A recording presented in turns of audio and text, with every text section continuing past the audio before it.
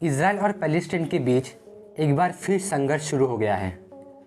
ये वो वक्त है जब हर साल दोनों देशों के बीच संघर्ष शुरू होता है, क्योंकि रमज़ान के महीने में पैलेस्टीन के लोग अपनी आज़ादी की आवाज़ बुलंद कर रहे होते हैं, जबकि इसी दौर में इसराइल अपनी आज़ादी का जश्न मना रहा होता है। पिछले कुछ दिनों से इसराइल और पैलेस्टीन के बीच संघर्ष हो रहा है, जो पुराने सभी जख्मों को कुरेदने का काम कर रहा है। इस वक्त में इसराइल और पैलेस्टीन क्यों आमने सामने है, साथ ही इन दोनों की ये जंग कितनी पुरानी है, इस पर एक बार विस्तार से नज़र डाल लीजिए। इस बार क्यों भड़के इसराइल और पैलेस्टीन? पैलेस्टीन के प्रदर्शनकारी और इजरायली पुलिस के बीच में पिछले कई दिनों से हर रोज़ संघर्ष हो रहा है। जेरूसलम शहर के पुराने इलाके में ये संघर्ष हो रहा है, जहां यहूदी, मुस्लिम और ईसाइयों के पवित्र स्थल है। इस बार का ताज़ा संघर्ष रमज़ान की शुरुआत में हुआ, जब फ़लस्तीन के लोगों की ओर से प्रदर्शन शुरू किया गया और दुनिया में फिर अपनी मौजूदगी की मांग की जाने लगी। इसी प्रदर्शन को दबाने के लिए इसराइल की पुलिस ने एक्शन शुरू किया।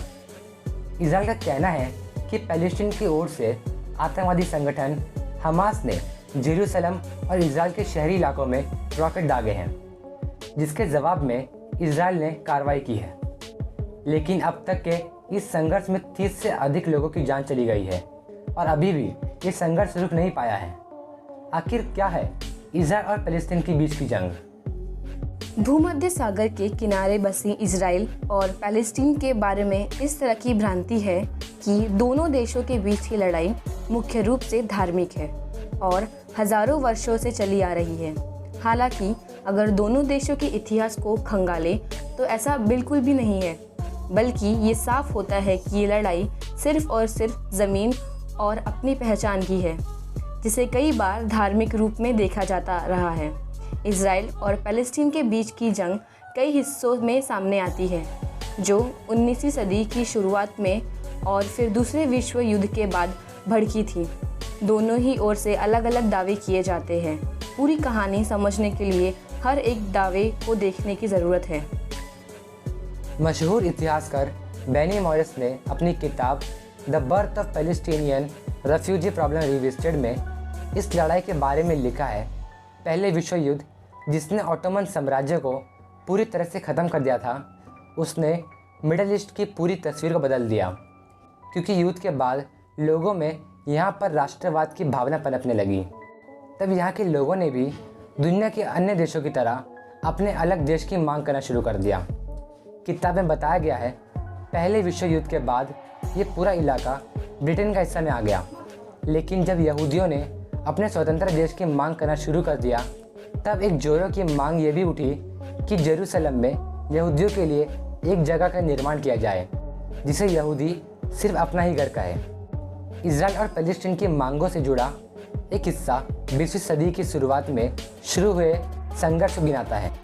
यूँ तो इसराइल और पैलेस्टीन मौजूद वक्त में दो अलग देश माने जाते हैं, लेकिन ये दोनों देश ही एक दूसरे का वजूद नहीं मानते हैं। हालांकि दूसरे विश्व युद्ध के बाद संयुक्त राष्ट्र ने एक प्रस्ताव लाकर दोनों ही देशों को अलग किया, जिसके बाद इसराइल पहली बार दुनिया के वजूद में आया।